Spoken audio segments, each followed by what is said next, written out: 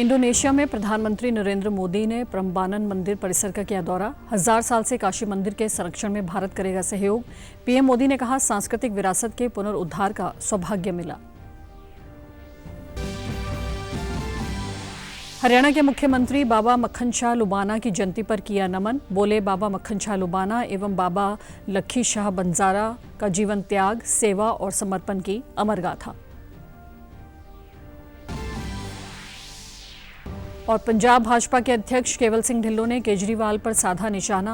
कहा, चुनाव आते ही मंदिर आए याद। पंजाब दौरे पर मंदिरों की बात सिर्फ वोटों की राजनीति। नमस्कार, चंडीगढ़ से आपका स्वागत है। मैं हूं भानुप्रिया। अब समाचार विस्तार से। प्रधानमंत्री नरेंद्र मोदी ने इंडोनेशिया के राष्ट्रपति प्रबोवो सुबियांतो के साथ योग्याकर्ता में ऐतिहासिक हिंदू मंदिर परिसर प्रम्बानन का दौरा किया। यहां पहुंचने पर प्रधानमंत्री का भव्य स्वागत किया गया। इसके लिए बड़ी संख्या में लोग मंदिर परिसर में एकत्रित हुए थे। इस दौरान दोनों नेताओं ने संयुक्त रूप से प्रम्बानन मंदिर के संरक्षण और जीर्णोद्धार परियोजना का शुभारंभ किया। इस दौरान प्रधानमंत्री मोदी ने कहा कि मेरा सौभाग्य रहा है कि किसी न किसी रूप में मुझे हमेशा भगवान शिव से जुड़ने का अवसर मिला। करीब 1200 साल पुराने प्रम्बानन मंदिर, जो ब्रह्मा, विष्णु और महेश से जुड़ा है, उसके जीर्णोद्धार कार्य की शुरुआत से जुड़ना भी मेरे लिए बड़ा सौभाग्य है। पुनर्निर्माण हो, चाहे उज्जैन महाकाल का पुनर्निर्माण हो, या आज यहां पर आकर के करीब 1200 साल पुराना ब्रह्मा, विष्णु, महेश, इन यादों को साथ जुड़ी हुई एक हमारी सांस्कृतिक विरासत का पुनरुद्धार और उसका रिनोवेशन का काम, उसका प्रारंभ करने का सौभाग्य भी मुझे मिला। मैं अपने आप में बहुत बड़ा भाग्यशाली मानता हूं। इस मौके पर इंडोनेशिया के राष्ट्रपति प्रबोवो सुबियांतो ने भारत की सांस्कृतिक विरासत पर गर्व किया। उन्होंने कहा कि ये वर्षों पुराना मंदिर भारत के साथ पुराने संबंधों की याद दिलाता है। प्रधानमंत्री नरेंद्र मोदी की इस यात्रा से ये मित्रता और अधिक मजबूत होगी। उन्होंने प्रम्बानन मंदिर परिसर को महत्वपूर्ण बताते हुए उकेरी गई रामायण की कलाकृतियों का भी जिक्र किया। इतिहास और संस्कृति की महानता का प्रतीक ही नहीं है, बल्कि ये इंडोनेशिया और भारत के बीच 1000 वर्ष से भी अधिक पुराने सभ्यता संबंधों की याद दिलाता है। हमारे दोनों देशों के संबंध केवल राजनीतिक, आर्थिक और रक्षा सहयोग तक सीमित नहीं है। ये संबंध सांस्कृतिक मूल्यों, ज्ञान विज्ञान, व्यापार और परस्पर सम्मान की मजबूत बुनियाद पर आधारित है। पहले दिन प्रधानमंत्री मोदी को दोनों देशों के बीच संबंधों को मजबूत करने में उनकी भूमिका के लिए इंडोनेशिया के सर्वोच्च सम्मान बिंतांग आदिपुर्न ऑफ रिपब्लिक ऑफ इंडोनेशिया पदक से सम्मानित किया गया। केंद्रीय पेट्रोलियम एवं प्राकृतिक गैस मंत्री हरदीप सिंह पुरी ने कल नई दिल्ली में आयोजित विकसित भारत सम्मेलन 2026 में कहा कि यदि अंतर्राष्ट्रीय बाजार में कच्चे तेल की कीमतें स्थिर रहती हैं या उनमें कमी आती है तो देश में पेट्रोल और डीजल की कीमतों में भी सकारात्मक बदलाव देखने को मिल सकता है। उन्होंने कहा कि अंतर्राष्ट्रीय स्तर पर तेल और गैस की आपूर्ति लगातार बढ़ रही है, जिससे उपभोक्ताओं के हितों के अनुरूप कीमतें बनाए रखने में मदद मिलेगी। उन्होंने कहा कि भारत ने कूटनीतिक प्रयासों, समय पर नीतिगत हस्तक्षेप, घरेलू उत्पादन में बढ़ोतरी और आयात के स्रोतों में विविधता लाकर वैश्विक ऊर्जा संकट का सफलतापूर्वक सामना किया है। E29 पेट्रोल को लेकर उन्होंने कहा कि E25 पेट्रोल को लागू करने में सरकार जल्दबाजी नहीं करेगी। परीक्षण और मूल्यांकन के बाद वाहन निर्माताओं तथा अन्य पक्षों से चर्चा कर अंतिम फैसला लिया जाएगा। पर हमने उसके अलावा एक और बहुत बड़ा कदम उठाया। हमारी जो डोमेस्टिक प्रोडक्शन है एलपीजी, वो इस क्राइसिस के पहले करीब 35,000 मैट्रिक टन प्रतिदिन पर डे थी। हमने अपनी रिफाइनरी से बात करके ये प्रोडक्शन को 35,000 मैट्रिक टन पर डे से बढ़ा के इसको 54,000 मैट्रिक टन पर डे ले गए।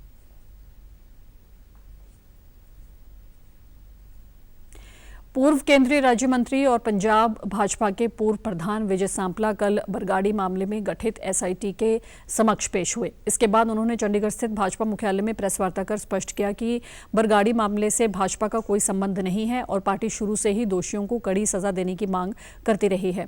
उन्होंने कहा कि वह जांच में पूरा सहयोग करेंगे, लेकिन एसआईटी को उन्हें दिखाए गए दस्तावेजों की प्रमाणित प्रतियां उपलब्ध करवानी चाहिए। सांपला ने बताया कि उन्हें एसआईटी की ओर से चौथी बार नोटिस भेजा गया था। उन्होंने आरोप लगाया कि जांच एजेंसी ने 12 जनवरी 2018 को राज्यपाल को सौंपे गए मांग पत्र की केवल फोटोकॉपी दिखाई है, जबकि मूल दस्तावेज प्रस्तुत नहीं किए गए। उन्होंने आशंका जताई कि मूल दस्तावेजों के साथ छेड़छाड़ हो सकती है और दिखाए जा रहे दस्तावेज एआई तकनीक के जरिए भी तैयार किए जा सकते हैं। उन्होंने श्री अकाल तख्त साहिब द्वारा मुख्यमंत्री भगवंत मान के खिलाफ जारी फरमान और सिख विधायकों को तलब किए जाने के बाद हुई सरकार की फजीहत और राज्य के असल मुद्दों से लोगों का ध्यान भटकाने के लिए भी ऐसी कार्रवाइयों का आरोप लगाया।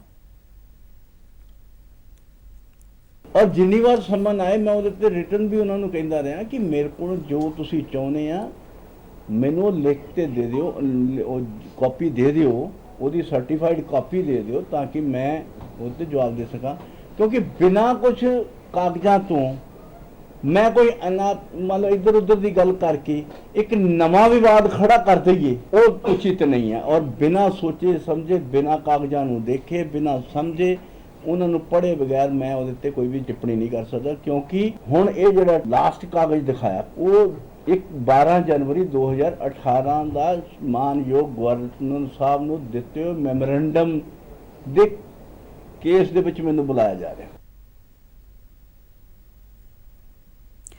1984 सिख दंगा पीड़ित वेलफेयर सोसाइटी के सदस्यों की ओर से कल चंडीगढ़ में सड़क जाम कर प्रदर्शन किया गया।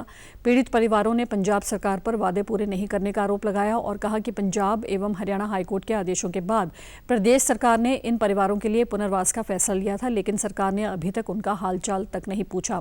उन्होंने कहा कि कई बार मुख्यमंत्री से मुलाकात कर अपनी मांगों पर निर्णय लेने की मांग की थी, लेकिन उन्होंने कोई बात नहीं सुनी। 8 महीने पहले वित्त मंत्री हरपाल चीमा ने परिवारों के साथ बैठक की थी और पीड़ित परिवारों के लिए नए मकान और युवाओं के लिए नौकरी देने का वादा किया था। इसके बाद भी सरकार ने एक भी वादा पूरा नहीं किया। पीड़ित परिवारों ने चेतावनी दी कि अगर सरकार इन वादों को पूरा नहीं करती तो वे संघर्ष को और तेज करने को मजबूर होंगे और जल्द ही मुख्यमंत्री आवास की ओर कूच करेंगे।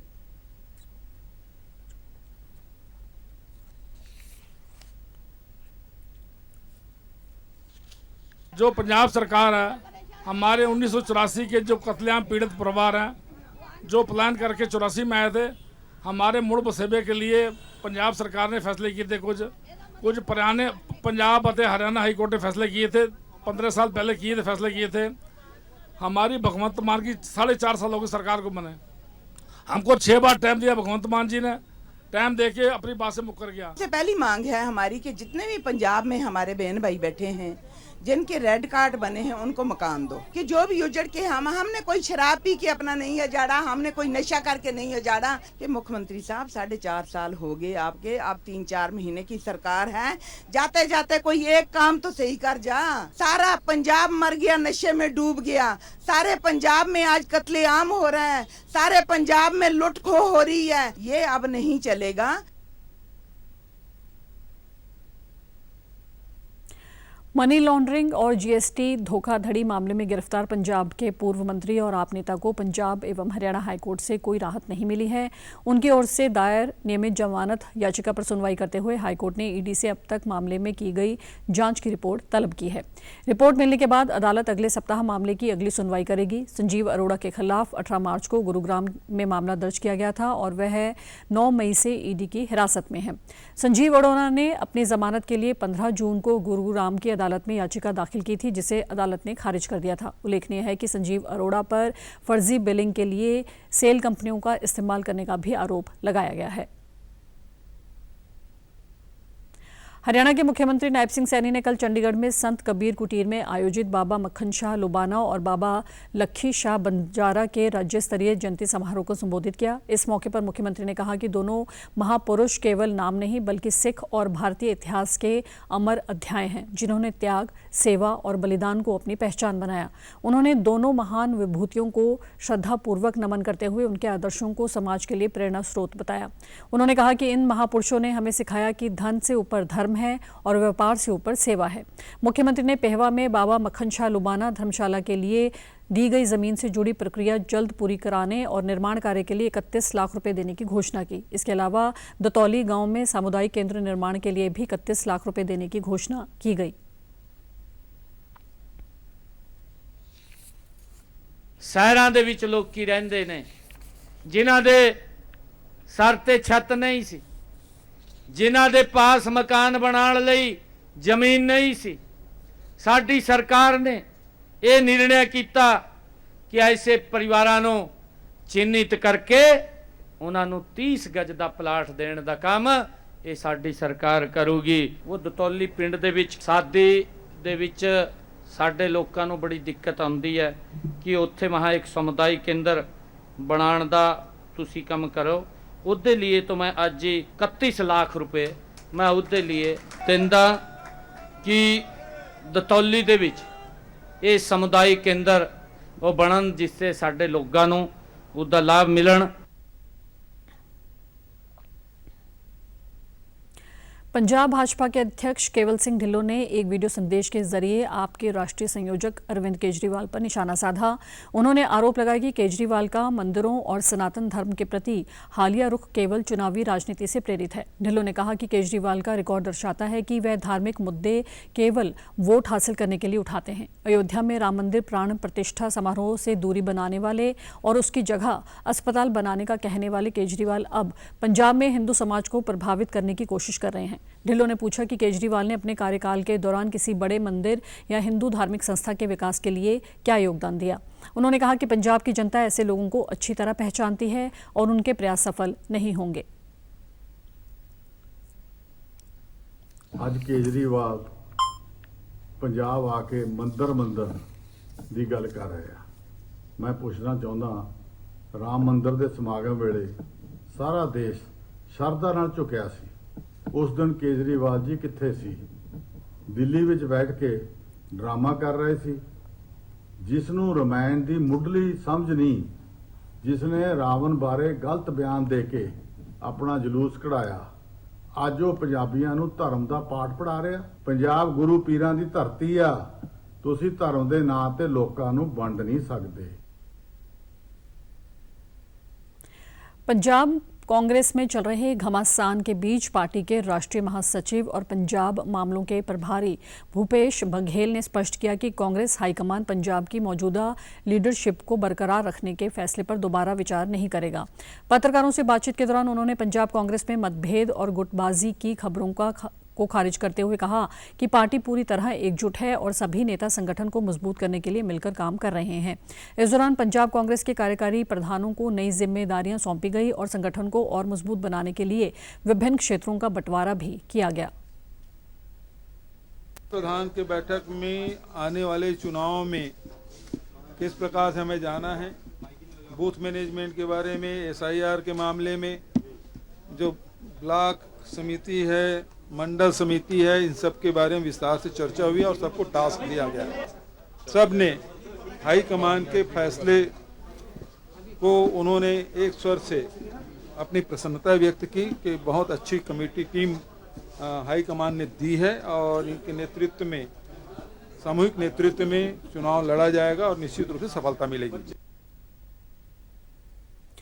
वहीं पंजाब के कांग्रेस प्रधान अमरिंदर सिंह राजा वड़िंग ने चरणजीत सिंह चन्नी और सुखजिंदर सिंह रंधावा की गैर मौजूदगी पर कहा कि दोनों नेताओं की भूपेश बघेल से फोन पर बातचीत हो चुकी है और वे जल्द चंडीगढ़ आकर उनसे मुलाकात करेंगे। उन्होंने दावा किया कि पार्टी 2027 विधानसभा चुनावों के लिए पूरी तरह एकजुट होकर काम कर रही है।